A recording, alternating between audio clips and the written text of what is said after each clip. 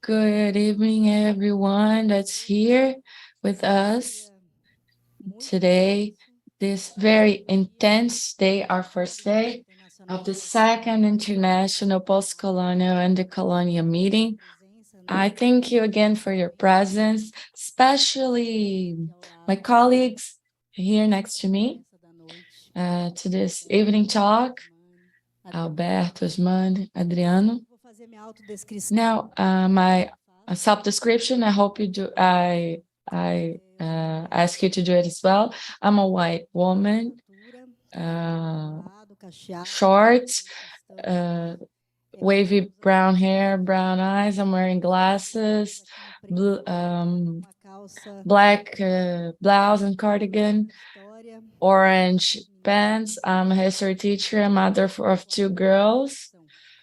It's not only a self-description, but an introduction as well. I'm a member of the AIA Laboratory, a laboratory of studies, a post-colonial and decolonial studies, organizing this event with my colleague and partner and friend of many moments, Claudia Mortares, walking around, and an amazing team that's with us for over a year, organizing this event so that we could be here today.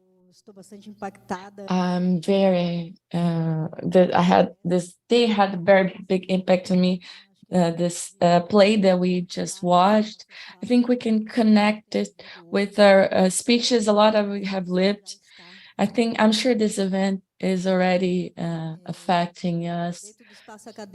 Well, within the academic field, university space, Professor Claudia are our graduate students, undergraduate students, associate researchers. We're building a space, a place for that as a destination, this academic space that's a lot of times it's so hard. So we have collective projects.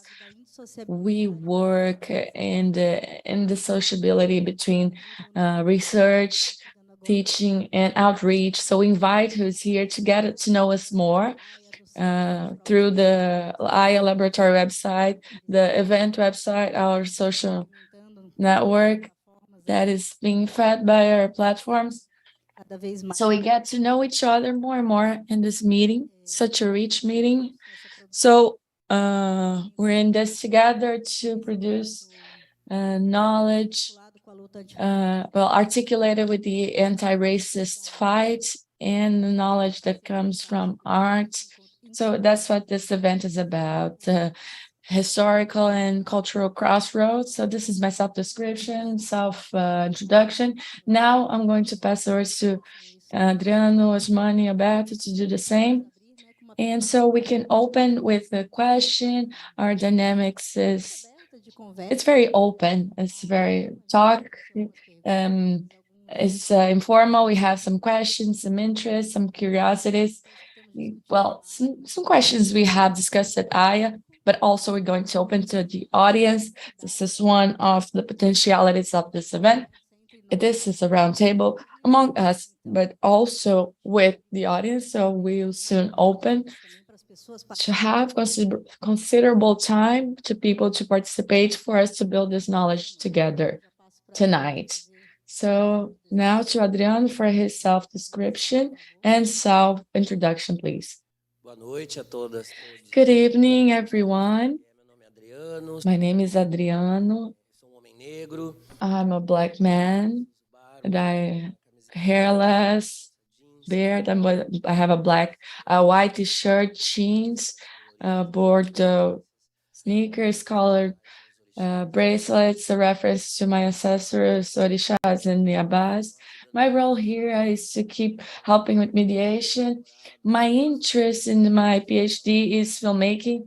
My interest in the relationship with history has always been filmmaking. So this is a very important day to me, who has me in the morning, in the afternoon now, tonight, the discussions about image, filmmaking, and we consider that this discussion is essentially necessary in this moment. So I'll yield the floor to our guests. So as Luisa said, to initiate a dialogue, it's important for us to open to people, for people to bring their questions so we can enlarge in the debate. Good evening. My name is Ousmane. I'm from Senegal. I'm uh, I'm a PhD candidate in African cinema. I'm a Black man. I'm wearing jeans, blue sneakers, and an African vest that I identify a lot with African clothes in Brazil. Uh, I really enjoy dressing as an African person. These are my actual traces that I don't want to lose. And I'm researching the Sembène filmmaking. It's a crazy thing because I never thought one day in my life I would be in Brazil and working with Sembène Ousmane Cinema because I know him in person. We were born in the same city. It's Casamance, which now I knew him in person, the house where he was born, his father's house. And I'm here writing a thesis about Sembène Ousmane. This is a great satisfaction. And the fact that I was being invited also to participate in this event. But my invitation was very by chance. I didn't believe my advisor. If I tell the story, my advisor, he found a link in the student Vinicius, who was writing his master's dissertation about Sembène Ousmane. He sent me the link. I said, "Oh, look at the student, his master's, but I think it will interest you. Do you want to watch his presentation? It's free to watch." So I put my name. I watched his presentation. Vinicius saw my name there. I'm also working on Ousmane. Oh, but this is Ousmane as well. So I was quiet, and when the presentation was over, they gave the result. So he got my information. We talked, and he told me, "Oh, there's an event we would like to organize, and since it's the 100th anniversary of Sembène this year, we want to talk about him." I asked if I could participate. I said, "Well, if the moment comes, if I have the time, I will participate, sure." So, and that was how I was invited. It would be a big pleasure for me in Sembène's 100th anniversary. I wanted to thank the organizers, for having picked Sembène Ousmane, and the year he would be 100 years old if he were alive. Sembène Ousmane is a bit known in Brazil, and actually is a great mind in Africa and diaspora, and what is considered Black cinema. It's a guy that I don't know how to qualify him, but Sembène in Africa, inside Africa, really, and also outside, people know who Sembène is. And he's a humble guy, very simple, that has fought a lot for Black issues in the whole world, but he didn't want to show up. He said, "I'm among the people. I'm an international citizen. I fight for the rights for Black people, and I would like that everything that I do, I'd say I did nothing." So the new generation or Black people in the diaspora, I like this generation to do more than I did. If you don't do more than I did, you did nothing. So I did nothing. As Sembène, I did nothing so far. So his fight is for the acknowledgement of Black people in the world. And he tried to show people through his cinema that Black people are capable of creating images. Sembène, when he started, he was a writer. Everyone knew him as a writer. His first book he wrote, If You Allow Me.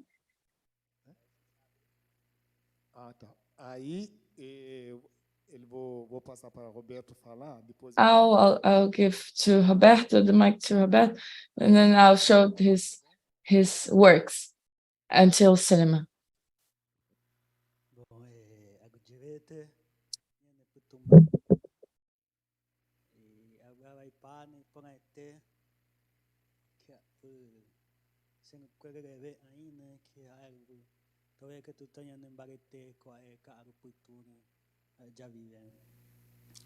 Bom, a intérprete interpretou tudo já. Obrigado, tá?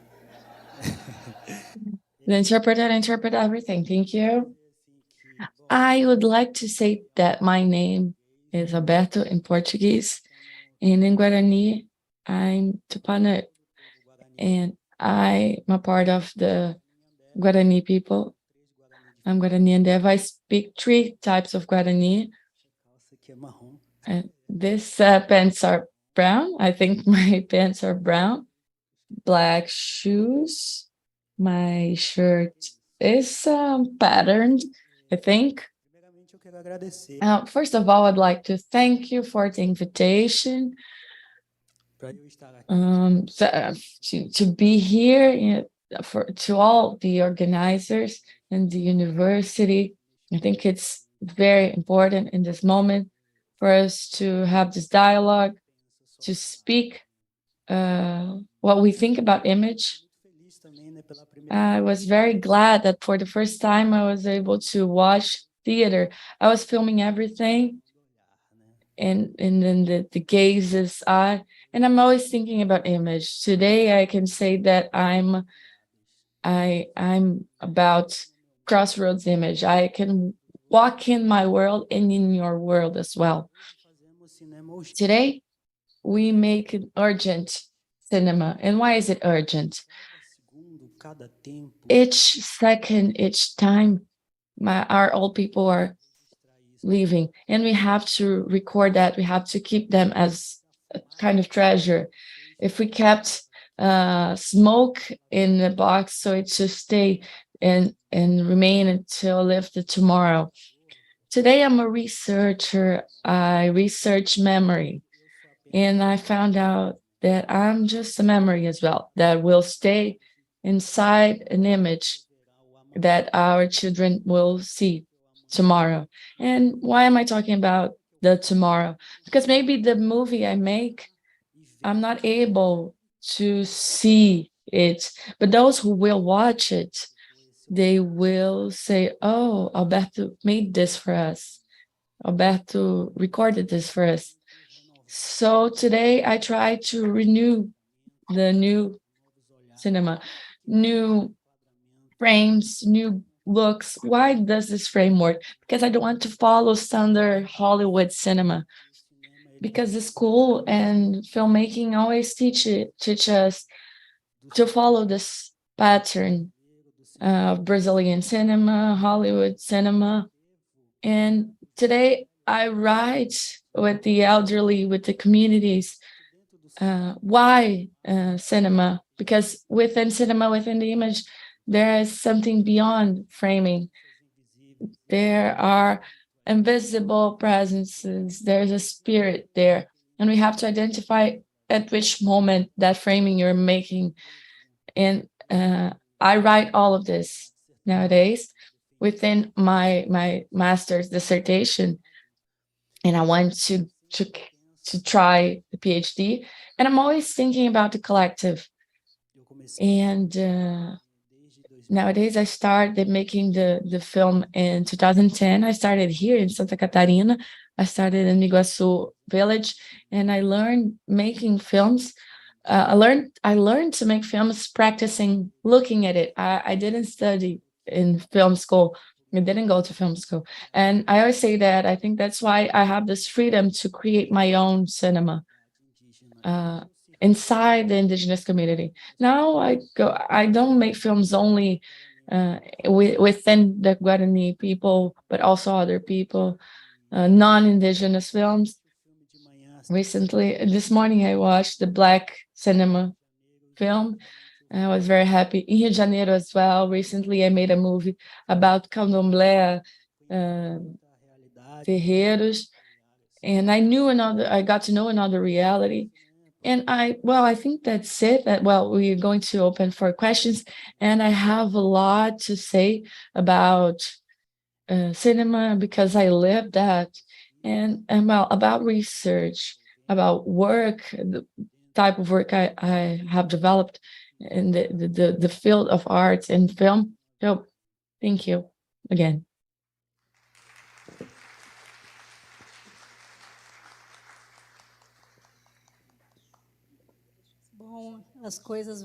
Okay, so things flow.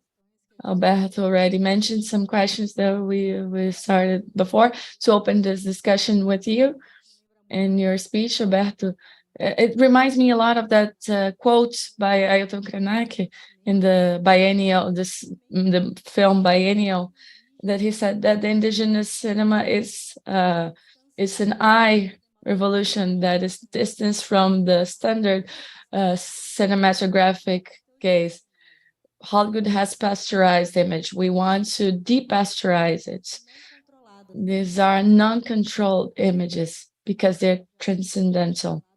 So I think we can start talking about the invisible within the visible in these very beautiful movies that touch us very much by Alberto, by the Guarani Cinema Collective. We talked about it to Patrícia this afternoon, Sembène. So this initial question was about that, this connection, these images that you produce that are distance, about a distance from the standardization that we are so thrown into the modernization, this colonization of aesthetics, how to decolonize aesthetics and how to create aesthetics in front of such powerful languages and going through so many directions that we usually aren't able to see in those control things, the very fixed screenplays that have beginning, middle, end, where there's a hero that goes through challenges and everything is beautiful in the end. The story of superheroes, but as instead a story of plurality, diversity. If you can talk about that in the African cinema and the indigenous cinema and Sembène cinema.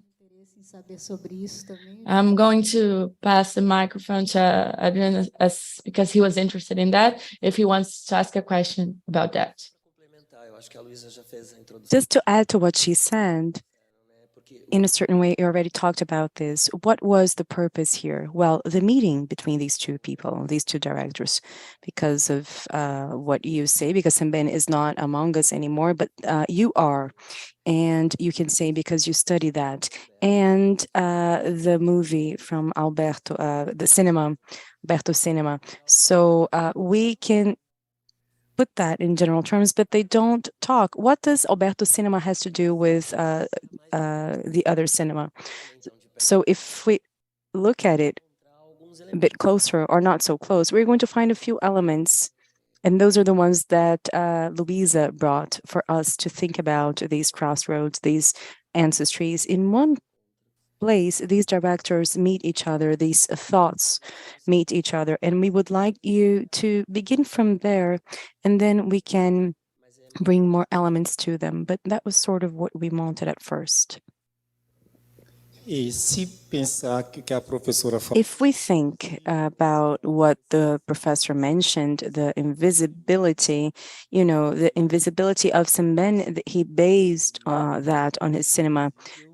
Black people were invisible in images. So Sembène, in this case, he said, how can the image of the white man show produced by white men himself and the image of the black man does not show? So what's different there? Well, it's because we have skill or we don't have skill. So Sembène, what really led Sembène to make cinema was to show the image of Black people all over the world, showing that Black people are also able to show in the image, and Black people are also able to get the camera and to do the same as white people.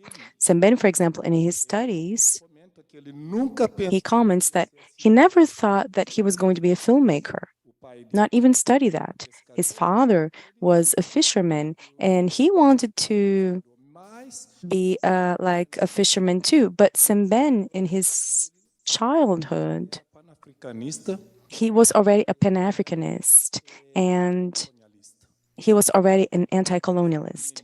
So since he was little, he had this rebellion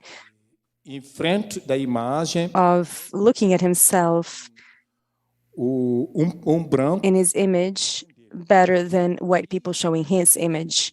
And in his ancestry, he worked a lot with that, which I realize with the indigenous movies as well. That also shows. Sembène also always shows that the image of the ancestors is crucial in the lives of human beings, and it also tried to show ancestry like a protection within the African society. The ancestors, who are these ancestors to us in the image? Well, they are consulted at each time, at each moment, or are they abandoned or neglected? And to Sembène, the ancestors are first and foremost within the African tradition, because he says that the elders, the place for the elders in the society, there's no comparison between where they have them there in any place else. So that's why in his movies, one which is called Emitai, he shows in Emitai, I did a few decoupage, as you can see, a few short clips to be shown. So the relationship between the ancestry inside the African cinema, orality as well, religion, African traditional religions.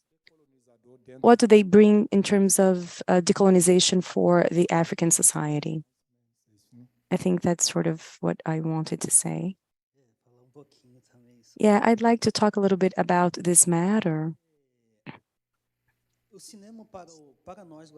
Cinema, to us, the Guarani people, is collective in the communities, for the elders, for women. And I always say that I am just like a speaker inside this image world, because for you to make a good cinema, you need time. And the time is the director of the movie, the rain, the cold, the wind. You need all of that to make a good movie. Because many times people say, no, I am director, but the director alone does not do anything. You need to think like one, like, the old sages from the Guarani people, they say, when there's a moment in which you're going to make a movie, you need to think since, starting with the land and the trees and the leaves and the flowers, because all of those things have their guardians. So you need to understand in each moment, these guardians, these spirits are there at that moment.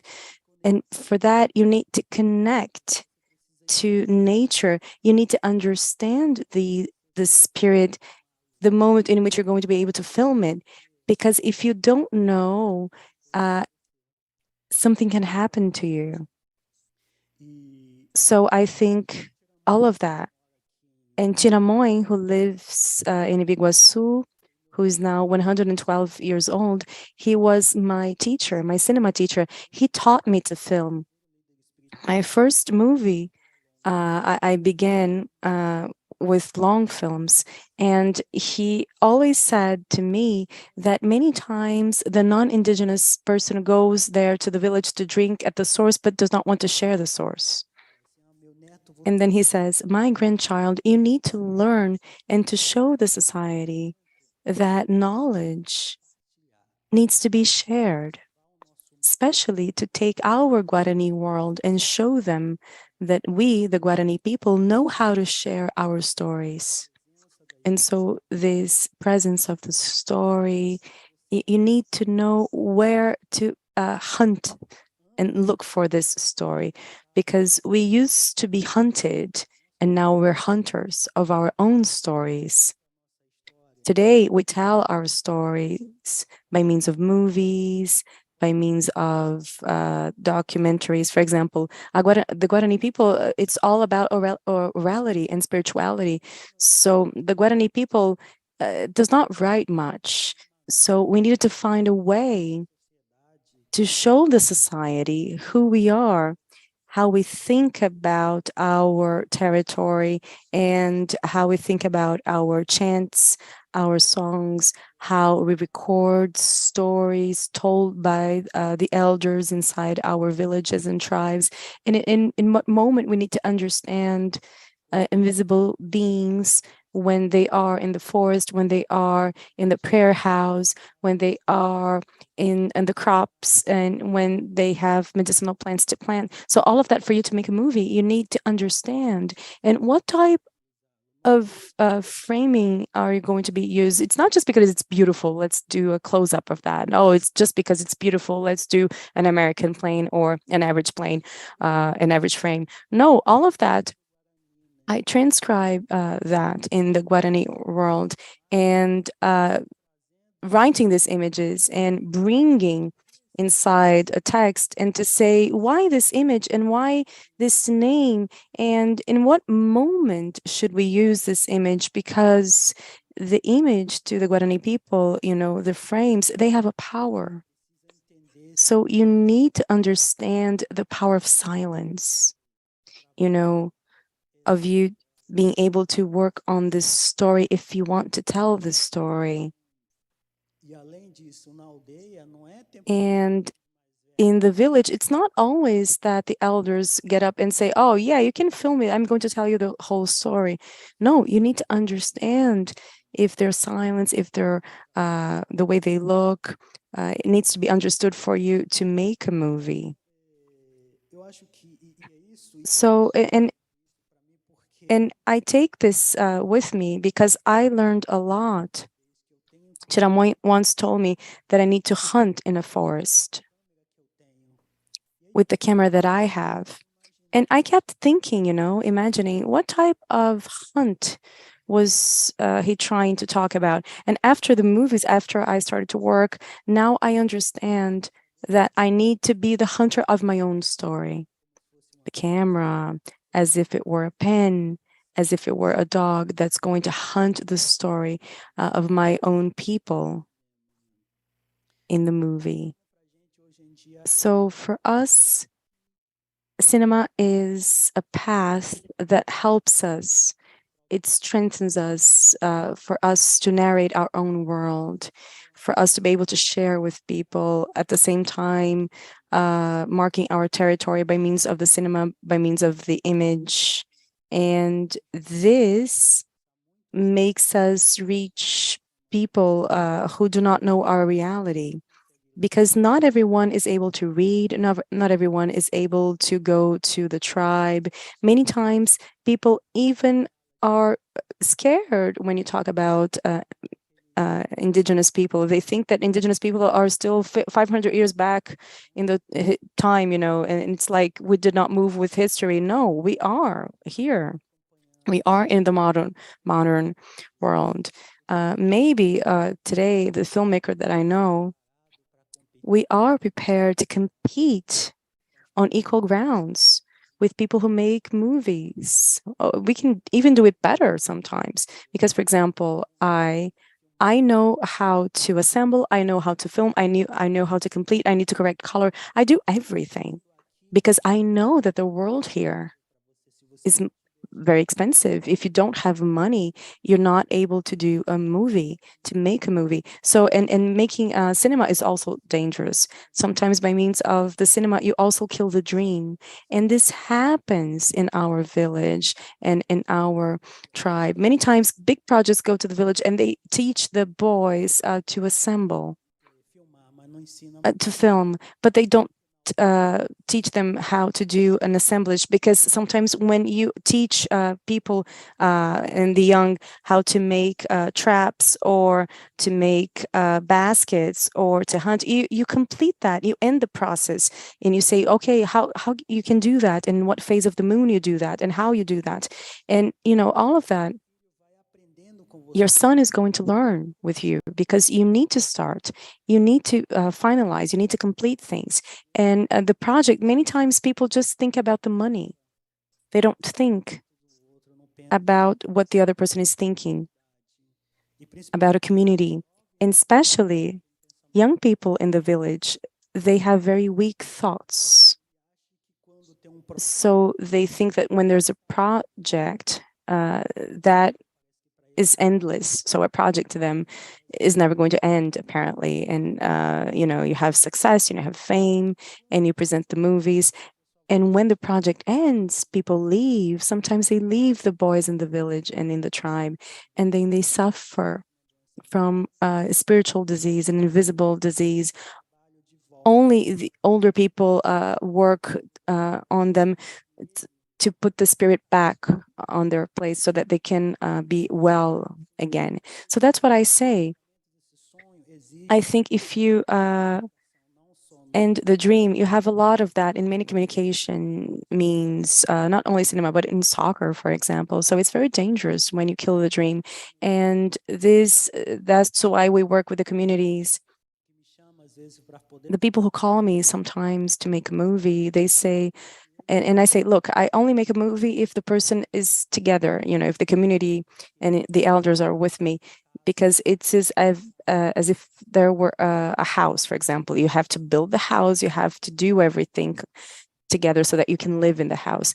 And nowadays, I look at movies like Prayer House, a praying house, in which you're going to keep the story of the spoken language in the world of image, so that you can see that in the future, because Alberto is not going to be around forever.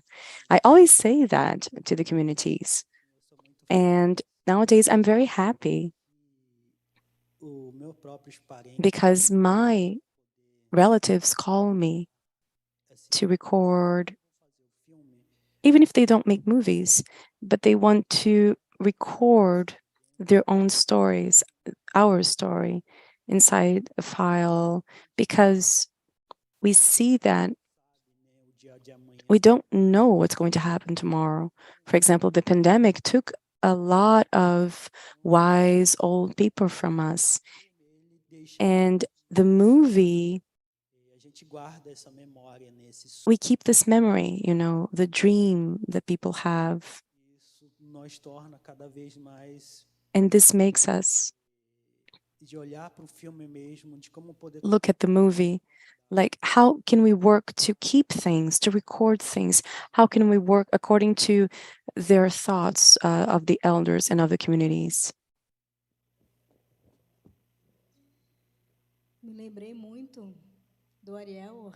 I remembered Ariel Ortega. I was reminded of him in the Coletivo Imbia Guarani de Cinema. Once he told me that when he gets a camera on his hand, the camera becomes a Guarani.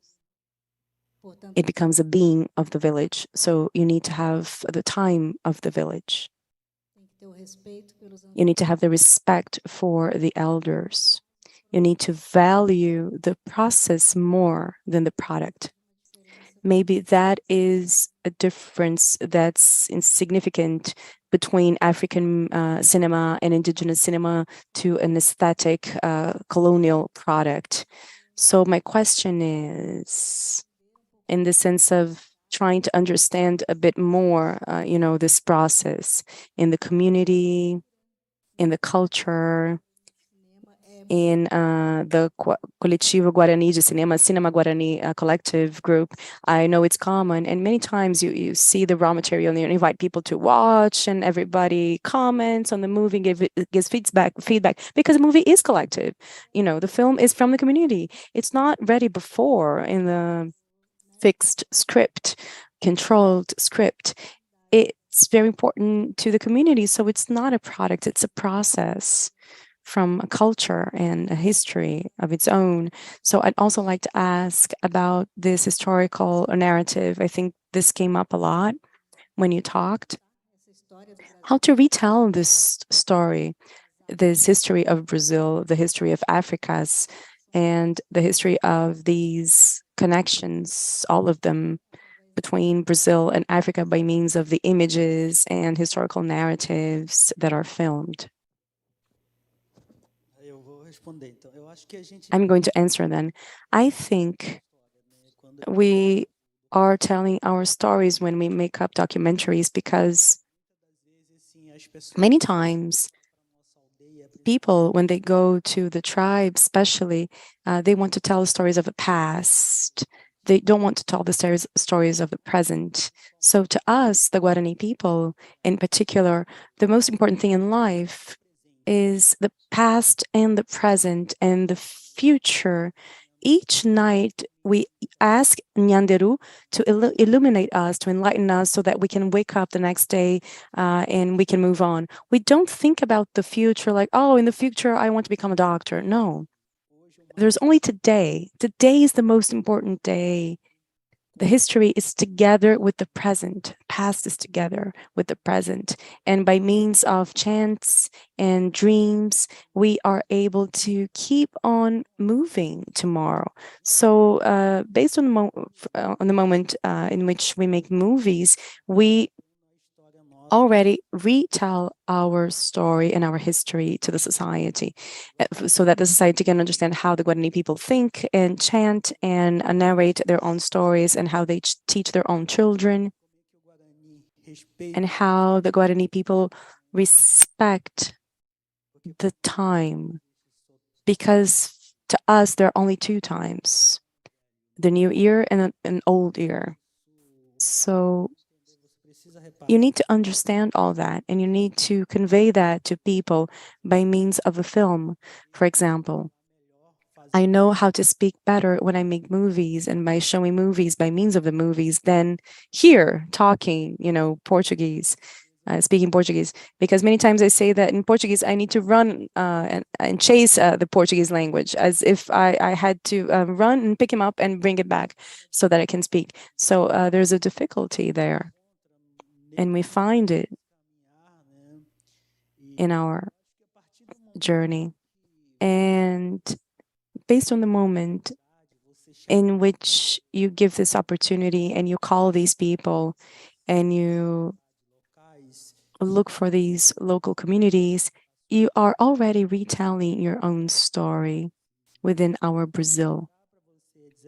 Because you can't separate and say, oh, I want to retell a story.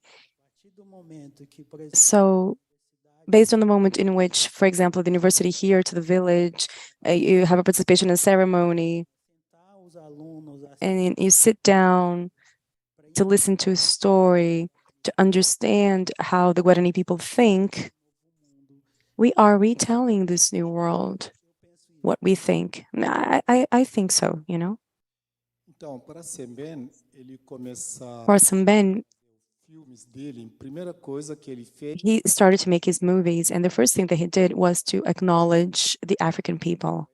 contar a história da So for him to tell the story of Africa, reconhece que a África não é he acknowledges that Africa is not a whole as everybody thinks. Maybe those of you who do not know Africa thinks that what happens in Senegal is the same thing that happens in another country like Angola or Mozambique or Burkina Faso, etc. It's totally different because we are from different cultures. So to tell the African story, he needs to know the African people.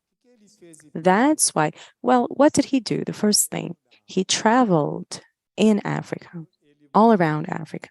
When he came back from the World War, the first thing he did was travel from Senegal, and he went to Mali and the Ivory Coast and all of these places for him to find their leaders and the people, to know what does these people do in terms of culture that's different from Senegal, so that I can produce movies that they themselves need to see themselves in the movie.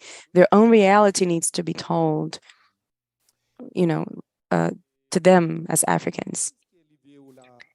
After he saw the ancestry, it's very important to Sembène, he got this ancestry and he put that in the movies and images, because literature to him, at the time in which he was writing the African reality, he said that books were too expensive. And it's until now, to buy books and to read books. The history of Africa, of which he talks about, the African story, culture, and ancestry, that was hard.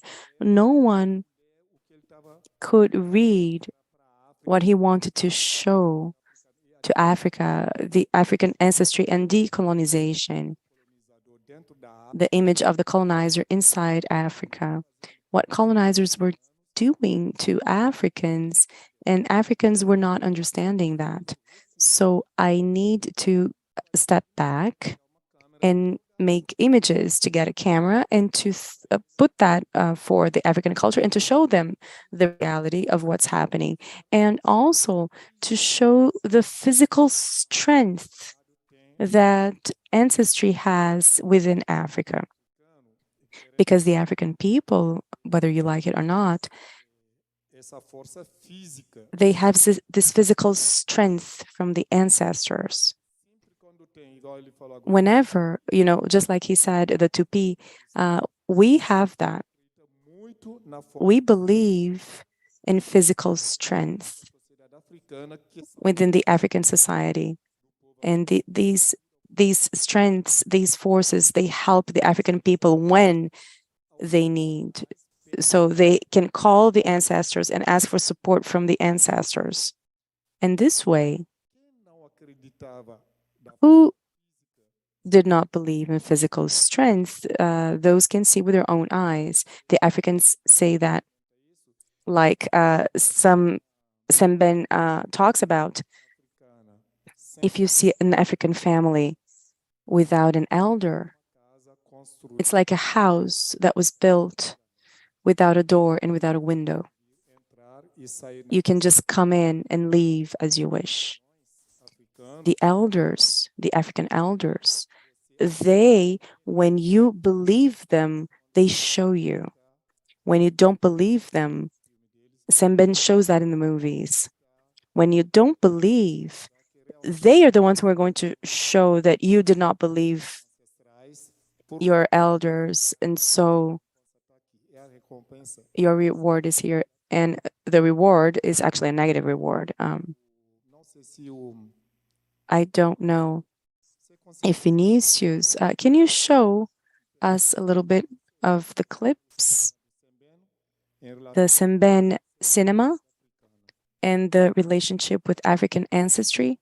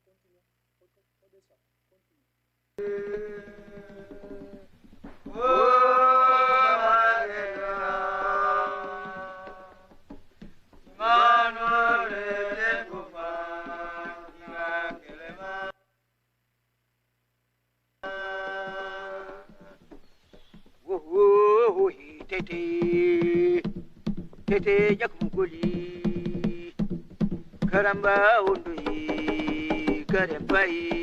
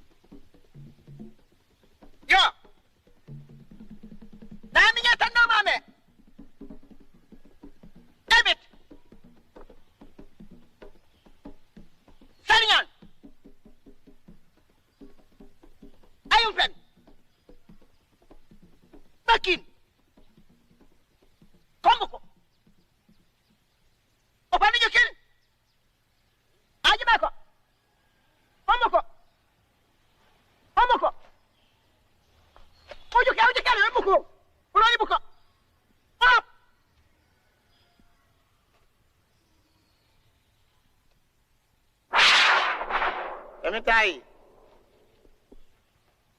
yete khatiya. Ayum pen. Bakin bate malaken. Salinya.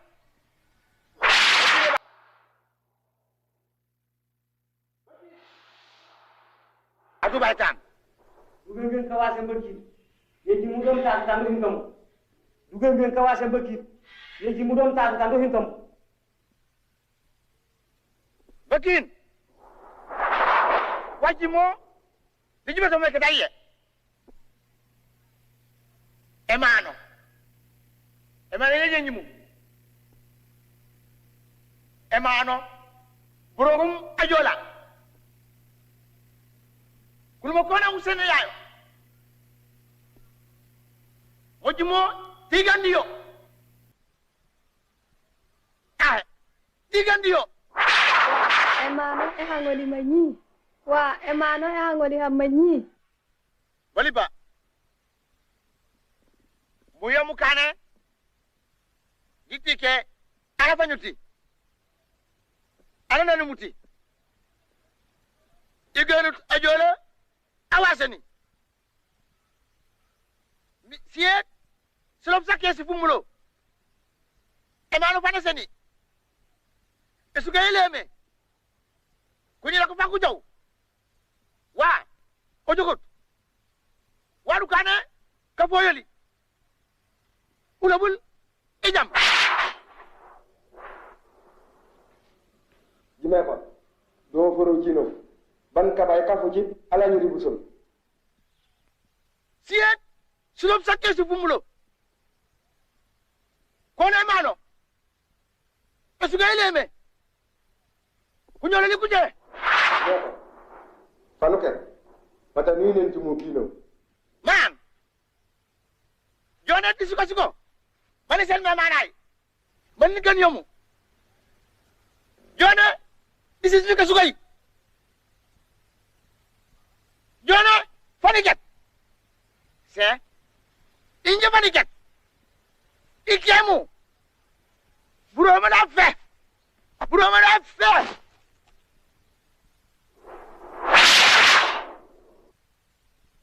Wait. Ulat.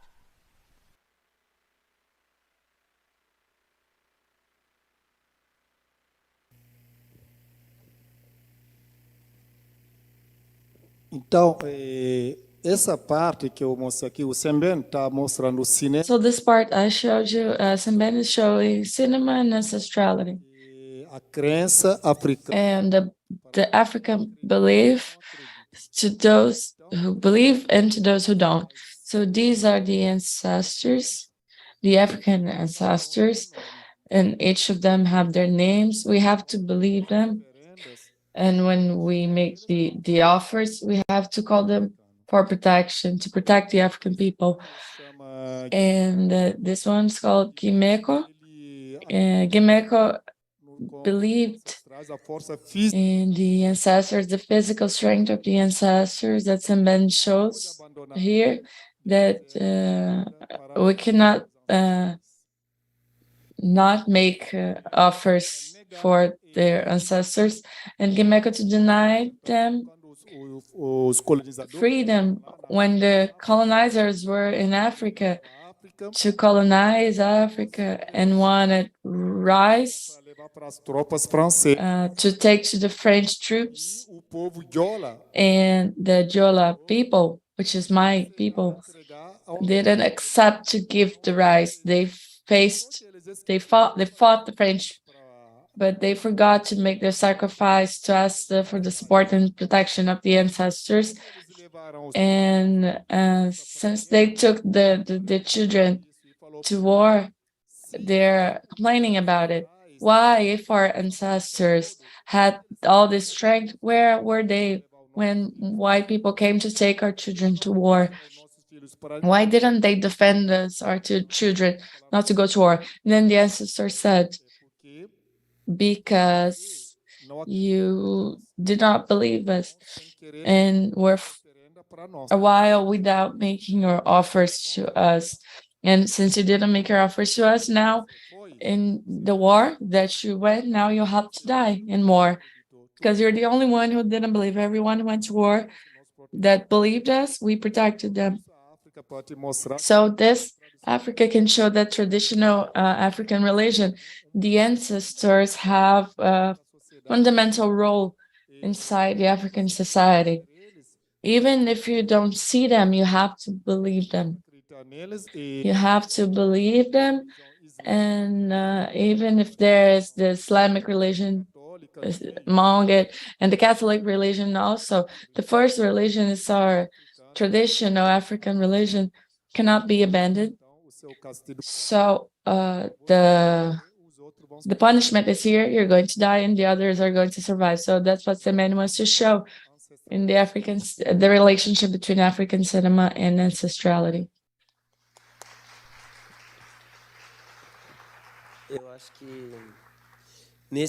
I think in this moment in history, Alberto and Sembène meet in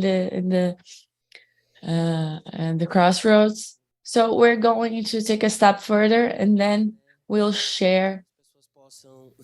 Okay, Lu, for people to come. But I'd like to bring yet another question before we open up, to think about it in a concrete perspective, the performance, the change in spaces through the cinema interference. We saw this the whole day because we're in the history fields, and we are concerned not only how filmmaking reverberates, but how to use it as a tool for something. And this something, can it be revolution? So now I'm going to incite you.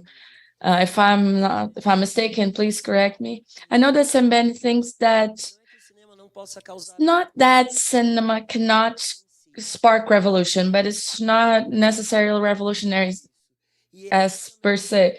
But so it's there in this crossroads moments, that ancestralities and all these possibilities beyond what is not just the ancestor, because I don't want to diminish ancestrality, but I'm saying that ancestrality is only substantiated in the concrete world.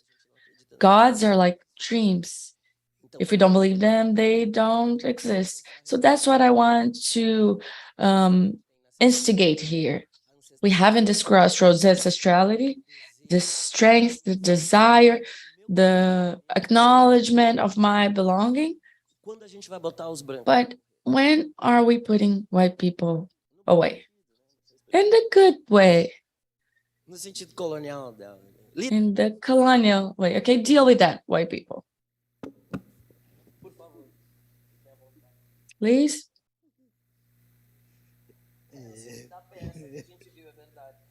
Luísa me fez pensar aqui agora. Yes, Luisa made me think now it's like the play we just saw. Realmente, acho que Yes, actually, a partir do I think that from the moment in which we have, for example, we can have a revolution. na UF, When I went to the Federal Fluminense University for my master's, cinema is still a elite business. University is still elite, quando cheguei lá, maybe. And when I got there at the university, o pessoal ficaram me olhando, né? people looked at me. What is this Indian guy doing here? He comes walking when people come in that SUVs, you know. Assim, e aí, pô, que ele vai And no cinema? what is he adding to our cinema, our filmmaking? Well, I was quiet, and Também, né? there was one guy who was black. They looked, you know, they gave us the stinky eye. We are different. Our color was different. Our hair was different. Our language, when we expressed, was different. E aí depois a galera And then queria saber people didn't want to know or understand what type of film I make. fui passar And so after a while, they came to understand who Alberto was, Alberto tá fazendo what Alberto is doing there, and why he's there, what kind of film Alberto wants to bring to the movie making world.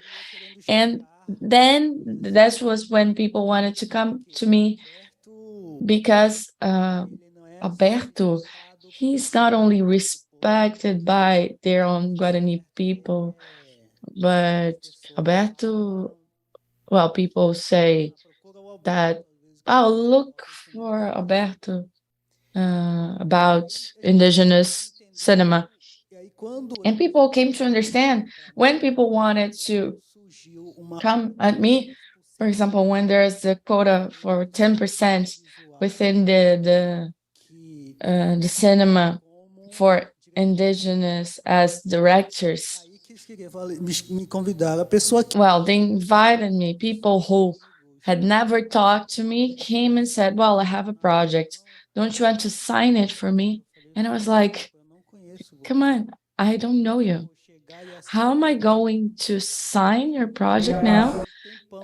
Since we have been studying here, nem dá bom if we've been studying here, you don't even say good morning, hello to me. And now I think the revolution starts there cinema, porque within filmmaking. And when they found that I was writing a new type of cinema, rethinking of this language, statically, way of making a new kind of cinema, they wanted to understand what kind of cinema, what kind of film I want to show. para eles assim, And I told them, oh, okay, the film is, principalmente if you make, especially in indigenous communities, you have to understand spirituality, their spirituality, temos nossa espiritualidade because me and you, we have our spirituality, but sometimes dentro da sua espiritualidade. you don't see yourself inside your spirituality. Eu falo, I live that. I say that today, I live these two worlds. Today, I'm a cinema. The film I make eu penso, nowadays, I think about the title first. que tipo de cinema eu quero fazer? What type of cinema do I want to make? What type of film do I want to make? What moment am I making Agora, tem filme que eu vou lançar, specific scenes? For example, now there's a film I'm going to launch next year. It's basically the history life of Alberto since he started making films. It's about the mas se eu for heart of the land. em 2017, And I focused on it since 2017, and now I'm finishing it. como And I came to understand how Alberto left Mato Grosso do Sul, no meio, went to the southeast, Nhandewa, I was received by the Guaranis. I speak three kinds of Guarani, as I said Muiai, Ambevs, and Kaiowá, and also Portuguese. I think this is nice. I can travel around Portugal, a bit Portuguese, Spanish, and that made me think about the cinema that is so important nowadays, this revolution, to show to the film industry that you have to bring this new world. I think our cinema, both inside the university and in film schools, it studies a lot dad theory, the dad filmmaking, always the same language, always. It seems like we don't want to revolutionize, or maybe it seems like it's easier to follow that pattern, that framing pattern, and not to pursue that feeling, the silence and the spirituality, to have a connection with your new cinema. So I think the revolution starts from us, from inside ourselves. And even if we want to go on making films, because films, well, we see in all languages, sometimes you see empty spirits inside images. For example, now I understand both the indigenous world and also the non-indigenous world, because I can walk between both worlds, and I see these theories, these dead images, that sometimes we don't understand if there is a spirit inside that film. And this is the beginning of the revolution. We ourselves think and say, well, in what moment do I want to revolutionize this cinema? Not only us directors, but everyone who's here, photographer, or someone who's beginning to think about that. We have to stop following that old pattern that was brought to us here. We have to revolutionize this, not just me, all of us. And even me being indigenous, it doesn't make me different from you. Even if I speak a different language or live a different culture, when it comes to revolution, a documentary, we have to revolutionize showing to the outside. People who brings us a film, we have to say, we don't want to follow you. Of course, it's nice, they showed us a path, but now it's up to us. So today, we, especially indigenous filmmakers, we think a lot about this, that most of the times, that happens also with Black people. I was talking about this today with the relative after the movie. I have never seen so many movies as today. They're made by the communities, and I was very happy to see a revolution that we have lived as we have lived today, because all the films brought each feeling, each beat, each thought of a community there, of their reality. So I think this is a revolution of a new cinema, because it's their thought, and we saw that each director was able to bring the spirituality that's inside them, incorporating their thinking as well. So I think we also do in our indigenous in our filmmaking. I was very happy to see that, and also compare it with the kind of cinema I make. And of course, we have to think aesthetically more and more how to improve I have learned that a lot throughout my path in filmmaking. My first shot, if I show this, no one is going to believe, because I used to like do like that. It's and now I know how to make a film. I think the revolutionary path is like that. Not only thinking about as a Guarani, but as a whole about cinema, that is so important, especially to us. We who see the image world. There's a saying that goes, cinema has no limits. The limits are, the sky's the limit. So while there's the day, while there's the afternoon, there's an image. So we have to think about this new form of making films and show to these big businesses that we can speak for ourselves, and I'm capable of to portray the thinking of the communities and the people I go to bring to a movie, to narrate this new world, this new story, this revolution in filmmaking. Thank you.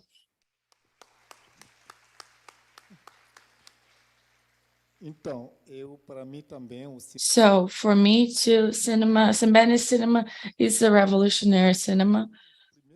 And in his first films, there is revolutionary cinema, because he did not agree with what the white people shot in Africa, and that was made Sembène go to cinema. He stopped writing and he turned his writing into image, because French people went to Africa, made films, and showed what was positive to them and what we had to see. And they left the African reality that was going on, so that the world to see and African people to see. And Sembène said, it's enough. And so what you said, how can we put them away? Sembène did that. So he said, that's enough now. No, you're out of here. I'm going to show people that I'm capable of taking a camera just like you and shooting and showing the reality that you're hiding. You're hiding the African reality.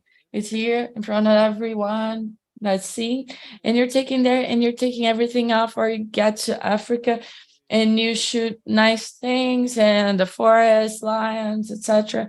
And that's it. And you show people to think Africa is only that forest and people who know how to run to the lion, the misery. No, we want to show what you, as colonizers, what you're doing, the bad things you're doing inside Africa. That's what you want to show the rest of the people. And during the time you were in Africa, what did you do? What were the good things you did and the bad things you did? And from now on, he even fought with Jean Rich, because Jean Rich always went to Africa. He almost became an African filmmaker. He is French, almost considered an African, one of the best African filmmakers. Sembène said, no, that's not possible. If I can't go to France to make this kind of work, you cannot do this either here. So from now on, I ask that the African cinema is made by African people themselves, and we will show what we want to show to the world and not what you want to show us. So to me, Sembène's cinema is a revolution from then on. And so he never allowed, in any of his films, he never stopped reporting the colonizer. And this one I'm going to show now had it was the most revolutionary film in Africa, almost whole Africa. When he made this film, it was banned by the French, who found. So France contacted the countries and said, don't allow Sembène to show this movie. It's going to ruin France's image with the colonized countries. It's a movie called Ambiacaroy. This was a total revolutionary movie for Sembène. I myself, I'm not going to show it here, but if you look for it, this one, same, the massacre they did in Africa. And Sembène they wanted to hide it since we were colonized in Africa. They took people for war, and the First and the Second World Wars. So that's why they call him Tireur Senegalais. It's like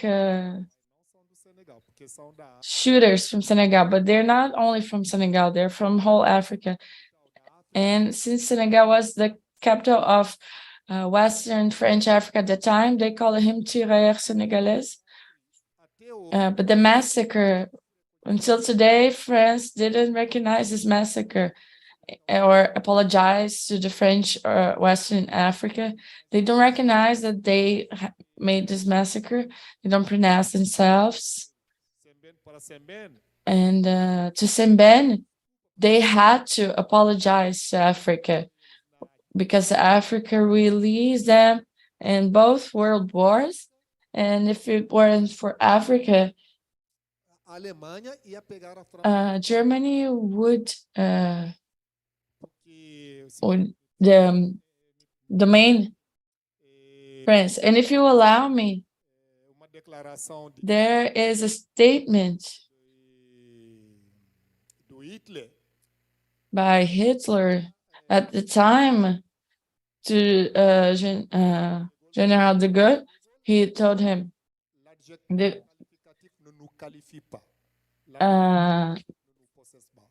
si ce n'était pas les Noirs braves comme des lions, géants comme des fromagers de la forêt, je prendrais de Gaulle, je le mettrais dans une bouteille carrée et je le lancerai dans l'océan Atlantique en moins de 24 heures. Então, ele falou, se não fosse aqueles negros, if it weren't for those black people, tall as the trees, the forest, brave as the lions, I would take the goal. In less than 24 hours, I put him in a bottle and throw him inside the Atlantic Ocean. But thanks to those black people that came, they saved France and made France save itself. So these black people come back to free France, go back to France, their land, only for honesty. Because France said, we're going to pay acts for you because you freed France. And I get there, the colonel said they're going to pay. They said, no, they're indigenous. At their house, they don't even know what money is. So, just give half. And the African people said, no, if you don't pay us. So they were the rebels. So we're going to kidnap you. And they said, kidnap the colonel. They put him in the room. They locked the door. And he was 24 hours without leaving. And so he saw the guys weren't going to seize. So he said, okay, free me, I'm going to get the money. And as African people believe the word, the spoken word, as everyone is saying here, because African people, for them, the spoken word is what's valid. It's not just what is written. Say, you can change what is written, what I've said, but what I said, if it got into your ears, that's it. So he said, and he asked, you said that you're going to pay? And he said, yes, I'm going to pay. Okay, everybody is aware. So, okay, that's what matters to us. So they let him go. They released him. They believe what he said. At night, 2 in the morning, there were bombs and killed everyone. That's the indignity. Over 300 people. They killed everyone during the night. So cowardice that France didn't want to recognize up to today. So Sembène cinema has revealed that to show the African people who the French is, that you always applaud when they come here. Look what he did to your children. So to me, Sembène cinema is a revolution, total revolution, since the beginning of his filmmaking to his death. And never Sembène has put his head down in front of a Frenchman. He said that they were at their house for 3 centuries and they don't speak our language. And we speak their language more than they themselves. So that is to show that if it's about intelligence, they don't have it more than us. So that's why he says, I'm going to make films like them, and everyone's going to see Black men making films. And it's not a hypocritical cinema, an African real cinema. And I would like that all Africans produced in this line of truth, and the African truth and not the African fakeness. So Sembène's films, and those who watch it since the beginning till the last movie, they're all revolutionary movies. So, well, he didn't do well. Even the Senegalese government, they invited him to work in the government. He didn't want to go because he said, I'm not going to work to someone else. I need to do it in poverty, my things, but I'll do it within my capacities. And Sembène, if you see it, he's a filmmaker. He's one of the most respected filmmakers in Africa. Very generous. His house is open to everyone. His passion is filmmaking and to show reality, and coffee, pipes, and fishing. His pipes, he said, I'm never leaving with pipes. All his pictures, he always has a pipe without, even if he's not smoking it, because his pipe in Africa means sageness. So those who smoke are usually wise people. So ancestrality has to do with smoking pipes. So Sembène always next to him has a pipe. When he sits, has a pipe in his hand or next to him. So and so it's just to prove what kind of person Sembène is in the African society.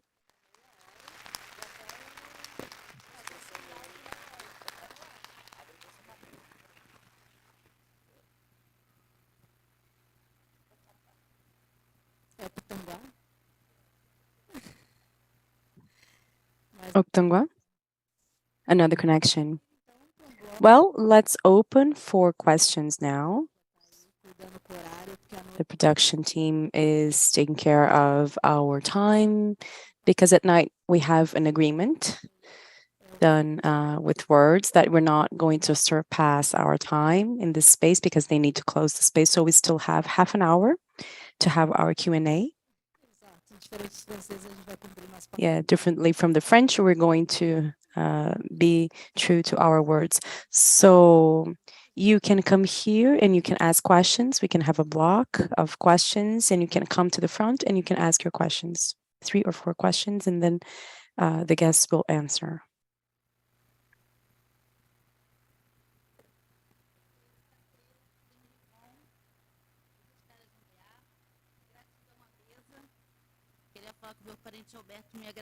I'd like to say that I am a relative to Alberto. Thank you for your generosity because you know that part of honoring my people was also done by your work. And I'd like you to tell us a bit about how this cinema, which is not a spectacle cinema, these different paths and this present time in which we are, because we, the original peoples, we are referenced as if we were beings of the past. But it's not the past that we honor in terms of our ancestry. It's the past of non-existence. So how is it to show the Guarani people also in the present time with their struggles and those who get the camera to show invasions in their territories, Muduruku, and how the Chavantes and the Potiguara and all the Tabajaras and many other peoples that I know you also help. I'd like you to tell us a bit of how to make this movie that gives our voice in places us as protagonists. It shows who we are, and also is a conflict with another spectacle movie that puts us in a fetish place and situation, in a place that's not real, and it puts our stories like fables, enchanted fables, whereas our stories are histories. They're history with capital H. They're science. So I'd like you to tell us a bit. Thank you so much. Mitsubishi Jara Jumiagra Infinity. Thank you so much. Anybody else? Yes?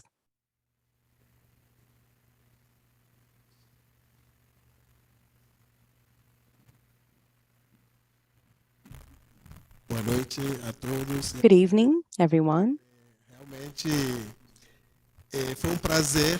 Really, it was a pleasure Os dois to hear intelectuais aqui presentes. both intellectuals who are here.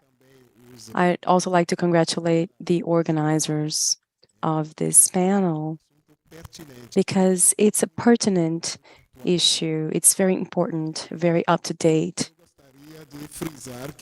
I'd like to stress that I was very satisfied, very happy with this sort of contrast, if we could call it that. Because actually, it's not a contrast at all. It's a complementarity in terms of thoughts that you both have. Specifically with respect to Sembène Ousmane, others also call him Ousmane Sembène. Sometimes there's this doubt if the name is actually so important in African letters and literature that we're not going to say that it's one of the filmmakers. It is the filmmaker that led Africans and other African filmmakers and made them concrete and led them to such an important level that today the African cinema is represented not only in Dakar, in Senegal, but in Burkina Faso. As he very well put it, Burkina Faso is a pole of excellence for African cinema. We have many filmmakers all over the world there.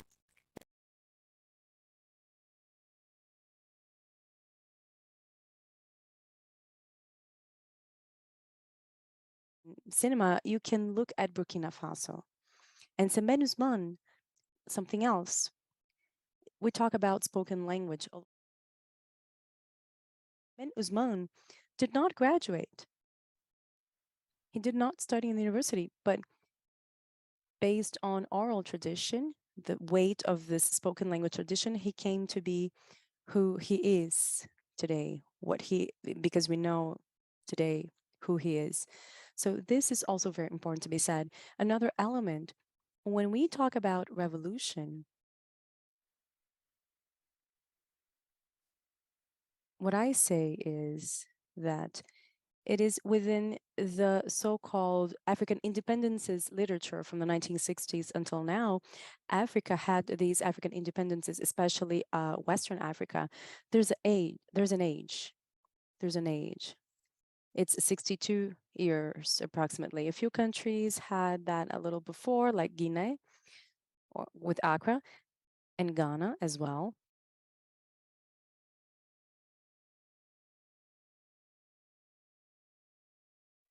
under the label of independent countries, 60-year-old countries. So, to conclude, this literature of the independencies, these arts from this time, not only fight against the colonizers or the former colonizers, the French, among others, but they're also a criticism, a social satire. And what does that mean? The problems, the new problems, are also pointed to problems that are common and current because the independence was not done fully. So the neocolonialism, which is a nomenclature that's used, it's pertinent for those years. So they also look at their own reality, their own national reality, the national problems. They're also studied, they're criticized. Problems like solitude, loneliness, illiteracy, problems like polygamy, for example, and Hala, which is one of the most important novels from Sembène Ousmane, in which he's going to criticize polygamy and also traditional religions, together with other authors from the time. And we can also appreciate like Shakamiru Kami, Alium Fanture, when my colleague talks about the non-negotiation with the Senegalese government. Alium Fanture wrote a novel that is very precise about the dictatorship, about torture, which is the circle of the tropics, the sorte topique.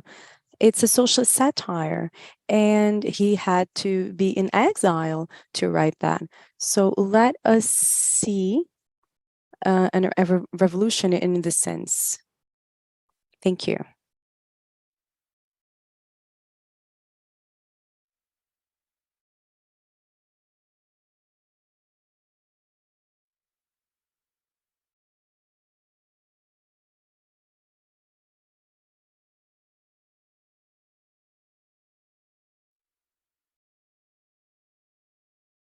Has a lot of forms in many ways, especially for the Guarani. There's not a lot of people who make movies, but there are many areas. For example, Mato Grosso do Sul, there are girls making movies as if they were a letter movie to denounce the invasions done by gunmen. And so it's an urgent filmmaking.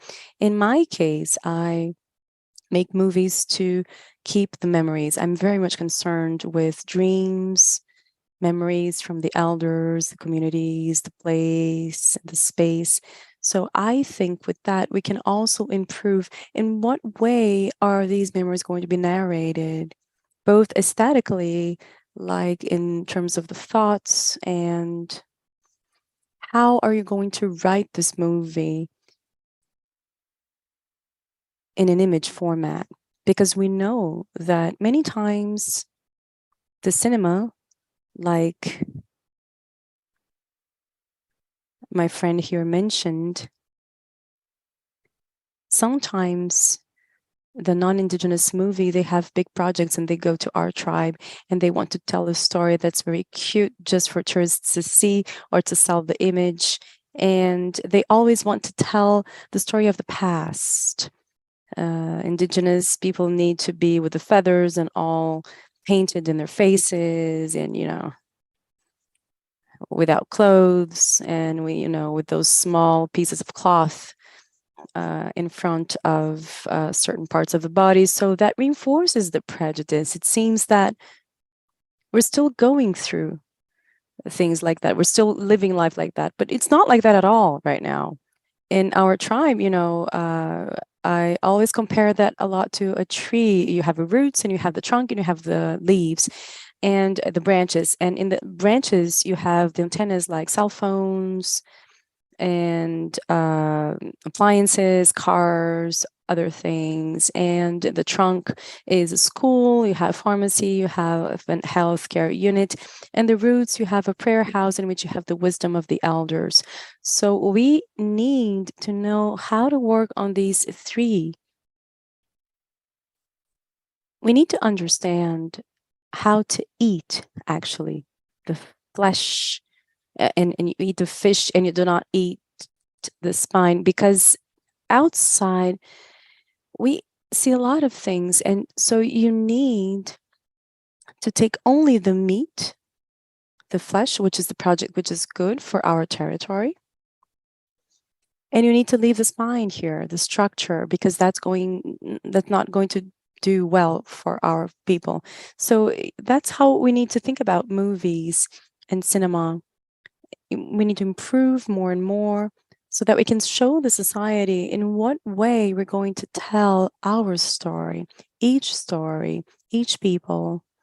And within the Guarani community, we have several stories, and you need to choose each story, each thought from the elders, so that you can narrate all of that and show the society that we were able to do that we speak for ourselves. As he said, petangua, which is our the pipe for us to smoke, it's also something that has a very strong connection, and so the spoken language is very strong, and that's why we need to try to find to look for writing this spoken language and put it all into images. So all of this is important to us. That's why we've always been working on this and reinforcing the importance of cinema in our territory, because by means of cinema, we're going to be able to show people. Because many times you can say, oh, I have a big dog, but if you don't show me the image, I'm not going to believe you if you actually have a big dog or not. So it's the same thing. I can come here and say, oh, we shoot an arrow that's invisible, and you don't even see that. If I don't show you with images what is the invisible, you're not going to believe me. So there is this philosophy, these thoughts of how to work more and more and to improve the cinema within our territory, and also in the commercial circuit, to be able to reach these big movie places. Now I can do that. My movies shown nationally and internationally. I am able to reach that by means of the movie, and I can take the thoughts of my people to another world. So people are going to understand that there is a Guarani thinking here in the Brazilian territory. Of course, that there are several thoughts, but by means of a movie, I can reach much more. Maybe if I wrote this, I would not be able to reach as much, because movies are like a wave from the sea. They go and they come back. So I think that's what I had to say, and thank you for the opportunity to speak here, because I can talk about what I've been thinking and my research. Because here, paper is so important, right, for you, especially to us Guarani. What I have in terms of paper, it's good for nothing in the village. In the village, I am Alberto, and I know how to sing. I know how to smoke pitangua. I know how to make stories and do arts and crafts, and I know how to live in the world, because Guarani people know how to live. And my role, the paper, paper does not mean anything to our people, but here, for this world, paper is important. So by means of movies and by means of studies, I can look for these papers so that I can tell people, no, look, I am this here. Because if I only say, if I don't study, I'm just an Indian. I'm not respected. And on an indigenous world, you're not respected if you're not anything. So that's how we see the difference, because in the village and in the tribe, you don't need to have paper. You're respected. in the same way, the way you are. Even if you don't have knowledge, people still look at you like a human being, and you also have the thoughts. Everything that is eaten is shared with you. Spirituality, food, medicine, plants, everything's shared. So I think that's what I've been showing the society. For you to be respected, you need to have paper here. And in the village, you don't need that. In the village, you just go there and you smoke a pipe, pitangua, and you share a story by the fireplace. That you're just like the elders, since children, the youth, women, everybody's the same. You know, everybody's treated as equal. There's no one coming to you and saying, oh, I'm better than you. So that's what I wanted to say. I wanted to leave that message to all of us. We're going through such a time, and we can think about how our world is actually. Thank you once again. Thank you, Ayudjiveta.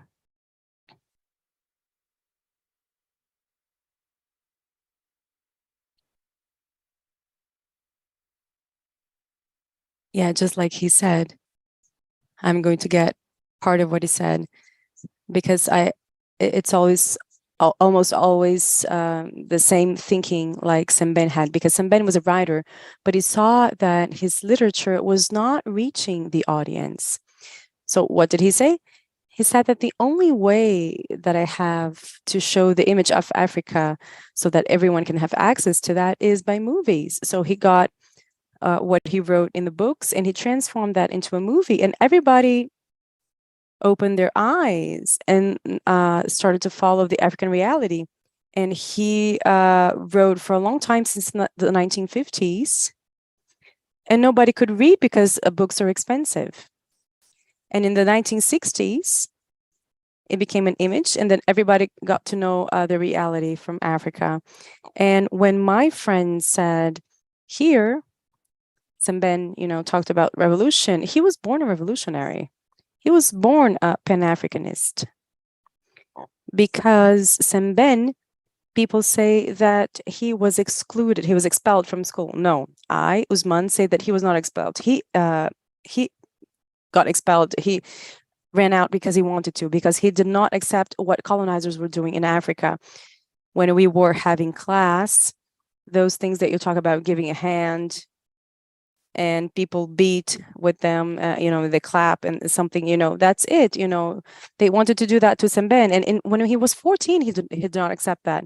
When his teacher, his French teacher, beat him, he said, no, that's not going to be for free. So he left him, and he just beat him, and then he left and he ran away, and he said, no more. And then he left school because he said he did not accepted the Frenchman to beat him, to spank him. So he got his revenge and he left, and he never returned to school. People asked for his parent to apologize to the teacher, and his father said, no, my son did nothing wrong. The only thing that I asked my son not to do was to steal and lie. So he cannot lie and he cannot steal. He cannot call people names, but no one can do that to him. So I'm never going to order my son to apologize, because he did not come here to educate my son. He came here to instruct my son. It's different. I am going to be the one who's going to educate my son, and not a white man from another continent to come here and educate my son. No, that's never going to happen. And Sembène, from then on, his revolution began, as I explained. He said that there were two parties in Africa. He said he was apolitical, but there are two political parties in Africa, and I can become affiliated. It's PAI, Pre-Independence African Party, which was created in France, by a Senegalese student, medical students called Mazimuto. He said that this party is valid for him, he said. And PAGCA, Guinea and Cabo Verde Independence African Party, created by Amilcar Cabral. He said that Amilcar Cabral, he acknowledged him as a leader. So that's why he could follow them, because they wanted to liberate Africa. The rest, Socialist Party, Democrat Party, all of those, he did not agree with any of them. So these two political parties, he wanted to be affiliated with them. Otherwise, he would not work with any other political party. So Sembène, for us to see, since he was young, he was already a revolutionary. He was already a Pan-Africanist until his death. So that's what I had to add a little bit to what was said.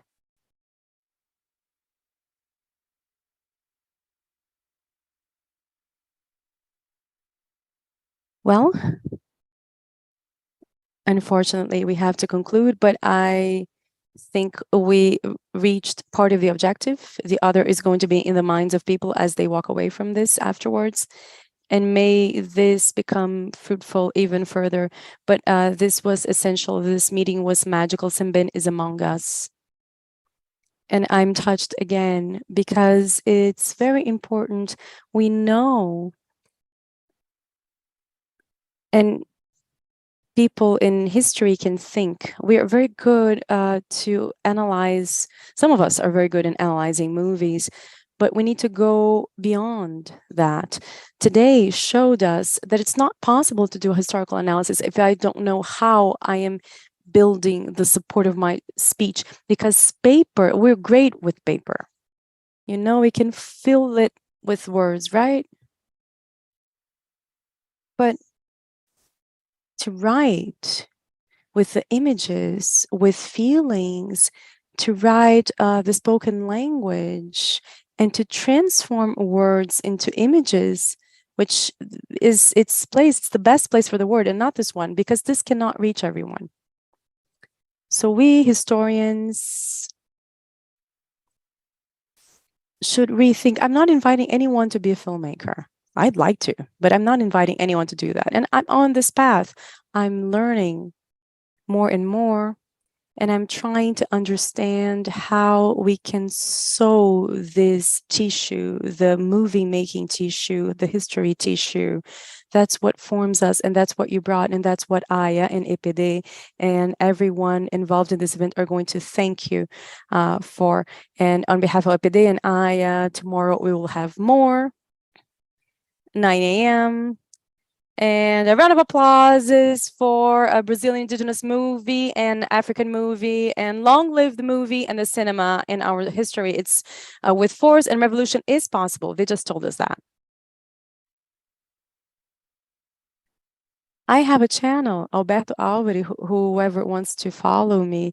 There are a lot of movies there. They are translated. If you would like to also follow me on Instagram, movie director, I'm there. I work with a lot of films, and that's it. You can follow me there. We always have movies there, short films, medium films, long films, all kinds of films. And in EPD film, we have Alberto's movies, Sembène movies, Temtai, Chala, Nanorde, and lots of other films, and all the films by Alberto. See you tomorrow. Thank you.